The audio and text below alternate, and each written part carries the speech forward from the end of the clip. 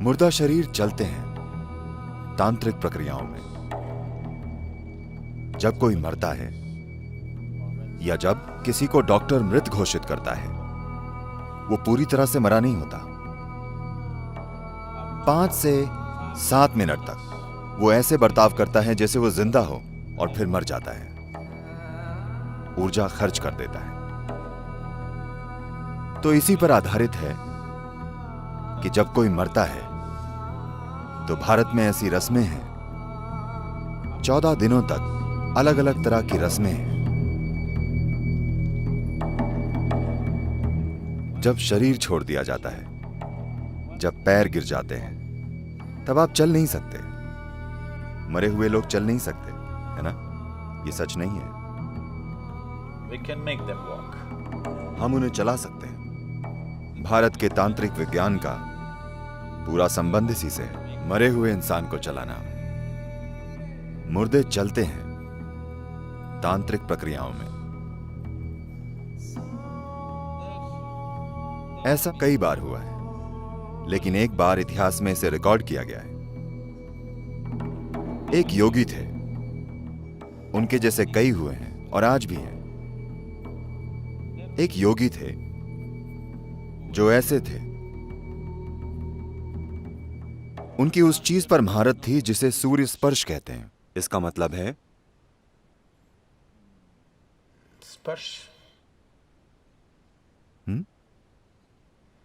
Okay. संपर्क, छूना, संपर्क या छूना। तो यह सूरज के स्पर्श की तरह है। योग का एक प्रकार है जिसे सूर्य स्पर्श कहते हैं। तो उन्होंने उस पर महारत पाई है। वे एक बोंग थे। बोंग मतलब एक बंगाली। तो वे वाराणसी में रहते थे और वे नियमित रूप से अपने गुरु के पास जाकर इसके अलग अलग चरण सीखते थे और इस पर चरण दर चरण महारत पा रहे थे। तो कई बार उन्होंने इसे सबके सामने प्रदर्शित किया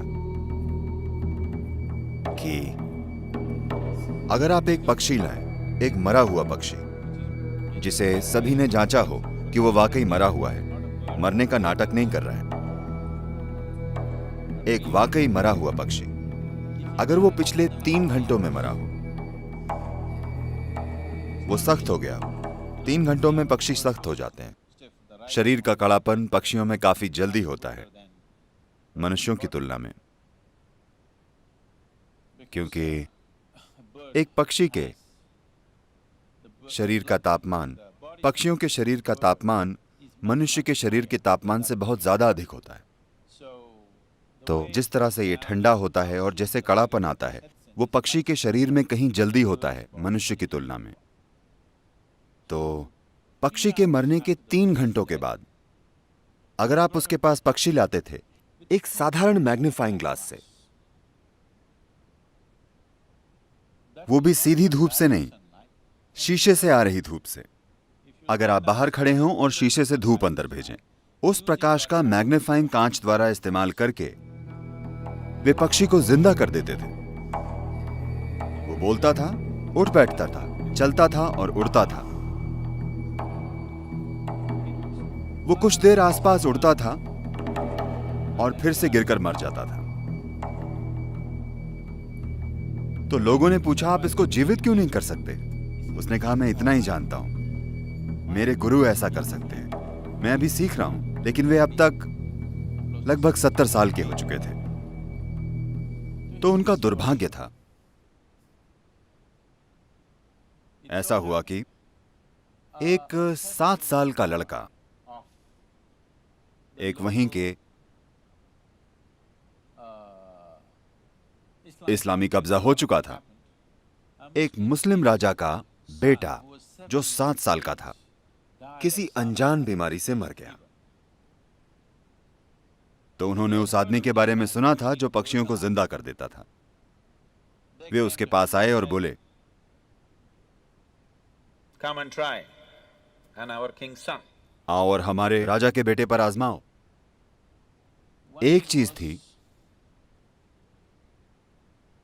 कि वे अपने देवता की मौजूदगी के बाहर कभी ये कोशिश नहीं करते थे।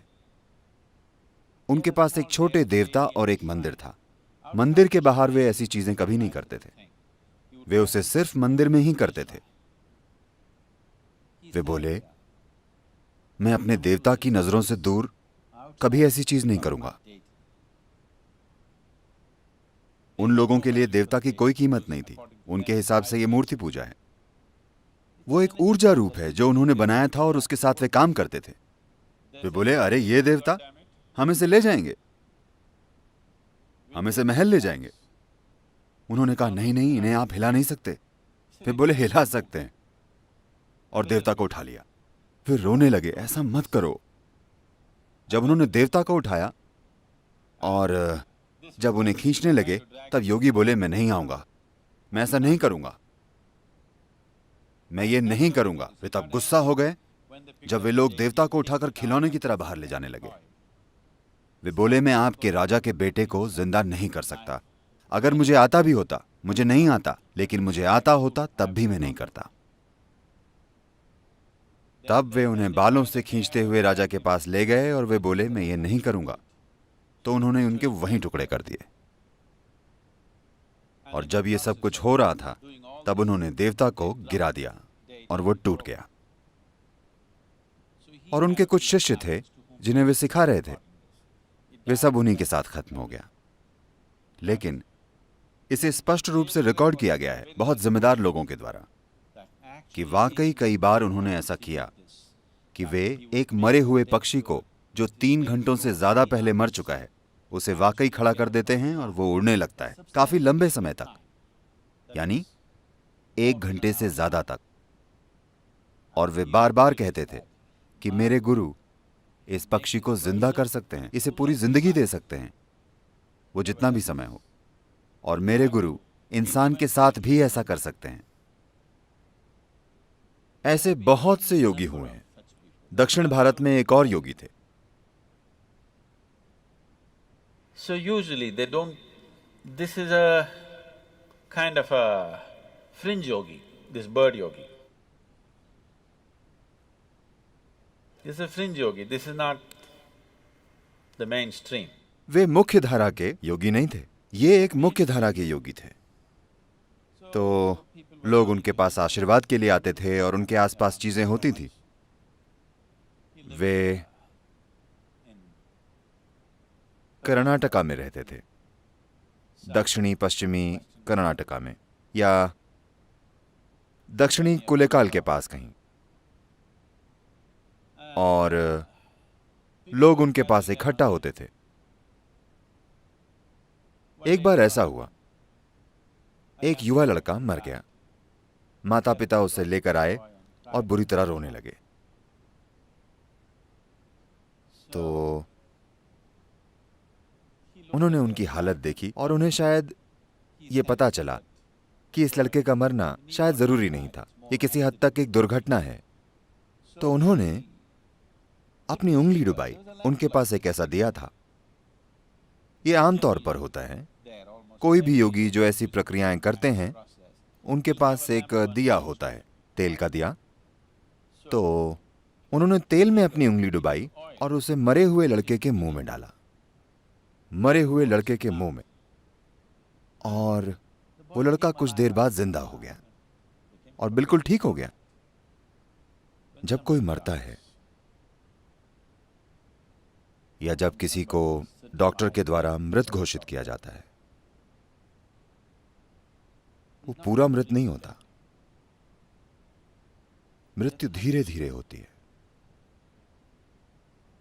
अगर आप पहले से ही इसके बारे में न जानते हो तो वो महिला कहां है, उन्हें पता होगा, पादरी की बेटी।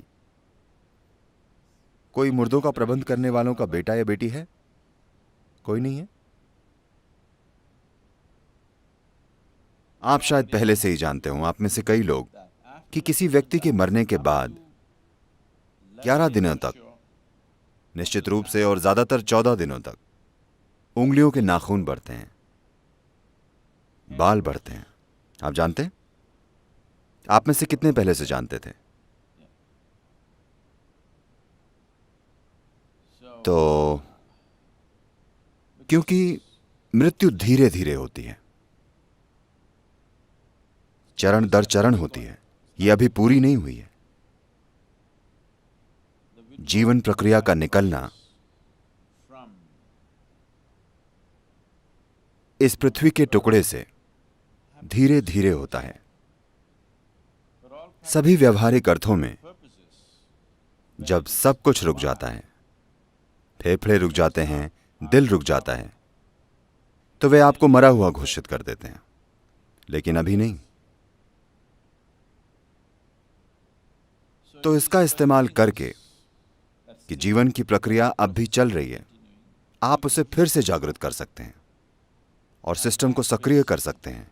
It is by using this that the tantrics have dead bodies walking. इसी का इस्तेमाल करके तांत्रिक मुर्दा शरीर को चलाते हैं। और ये बहुत असाधारण बात नहीं है, ये काफी साधारण है।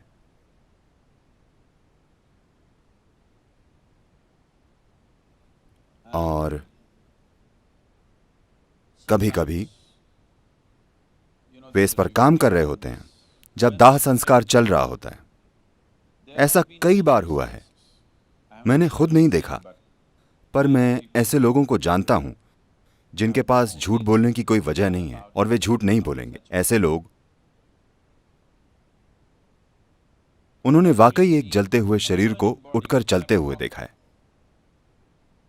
वे उसे आग लगाते हैं, शरीर जल रहा होता है, पर वो उठकर चलता है, क्योंकि उस पल में जब शरीर बाहर से जलने लगता है तब जीवन की प्रक्रिया सिकुड़ जाती है। और कुछ ऐसे स्थान होते हैं जहां जीवन उस पल ज्यादा तीव्रता से घटित होता है।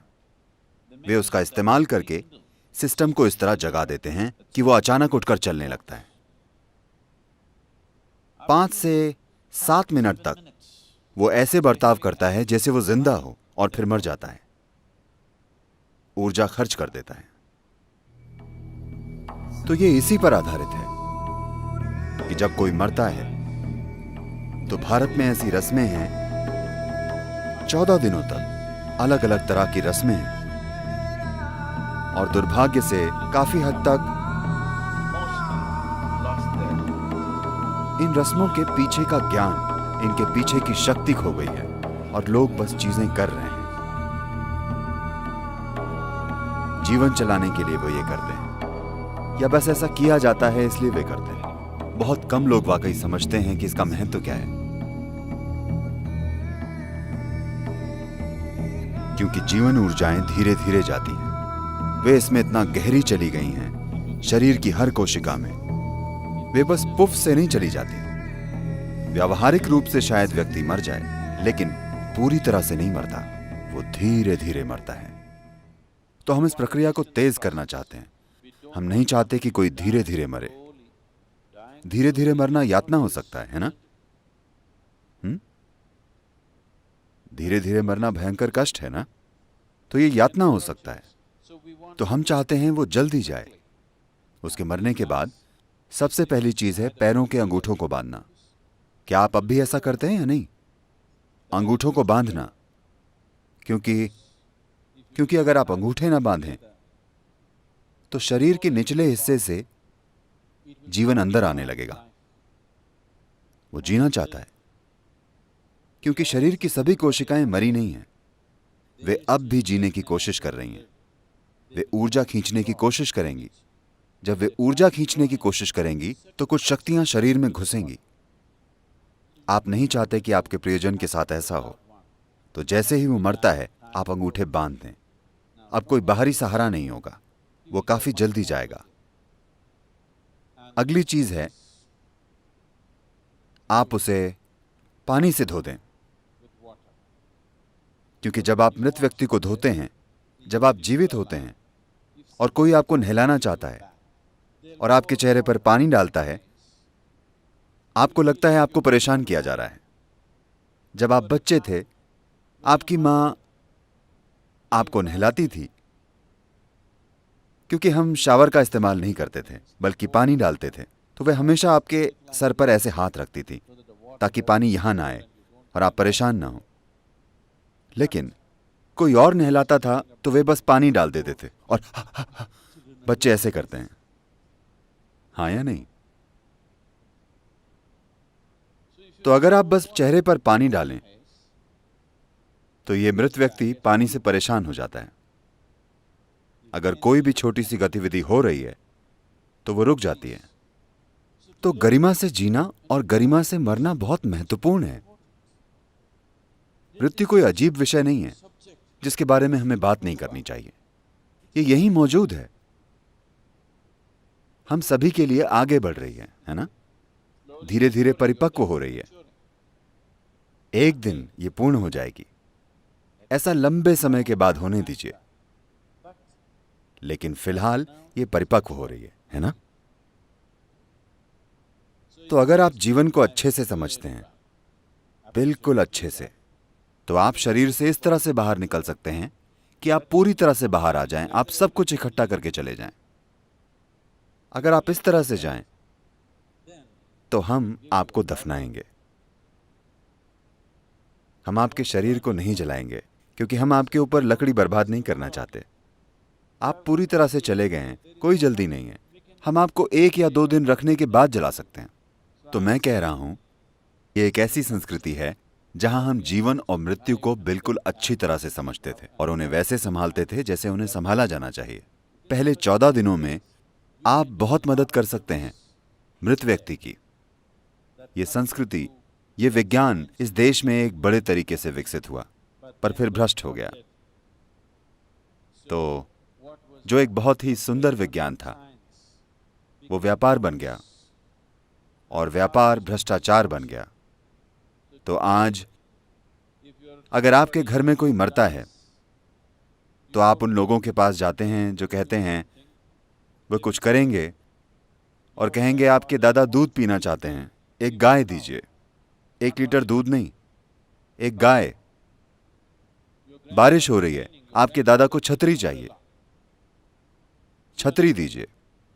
आपके दादा कांटों पर चल रहे हैं, उन्हें चप्पल चाहिए। देखिए, आप अपने दादा के बारे में चाहे जो भी जानते हों या ना जानते हों, आप एक चीज जरूर जानते हैं कि वे अपना शरीर यहीं छोड़कर चले गए। जब वे अपना शरीर ही छोड़कर चले गए तो छतरी, कपड़े, चप्पल, ये ठीक नहीं है, हाँ? लेकिन दुर्भाग्य से ऐसा हो गया है। तो हम फिलहाल एक प्रक्रिया के द्वारा लोगों को ट्रेनिंग दे रहे हैं ताकि वे इस तरह की सेवाएं दे सकें। लेकिन आपको कभी भी इसे अपना काम नहीं बनाना चाहिए, बस एक सेवा की तरह। अगर आप भेंट करना चाहते हैं तो हम आपको ये चीजें करने की ट्रेनिंग दे सकते हैं, बिल्कुल ठीक से। ये बहुत ही महत्वपूर्ण चीज है जीवन में। ये एक बहुत ही महत्वपूर्ण पहलू है। जब कोई अपना शरीर खो देता है तो पूरी तरह से लाचार हो जाता है। उसे मदद चाहिए और उसकी मदद की जा सकती है, लेकिन अशुद्ध और भ्रष्ट हाथों से नहीं। कोई इंसान जो परवाह करता हो, कोई इंसान जिसमें इसकी जरूरी समझ हो। अगर आप ऐसी चीजों से गुजरना चाहते हैं, ऐसी ट्रेनिंग से, तो ये उपलब्ध है। हम अपने खुद के दाह संस्कार स्थान भी शुरू करने वाले हैं। कोयम्बतूर में हमारा ईशा सुडुगाडु है।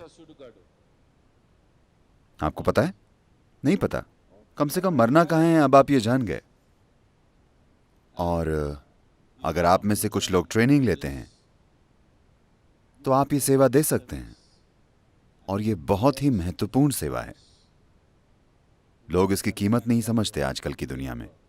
आजकल की दुनिया इसकी कीमत नहीं समझती, लेकिन ये करना बहुत ही महत्वपूर्ण है।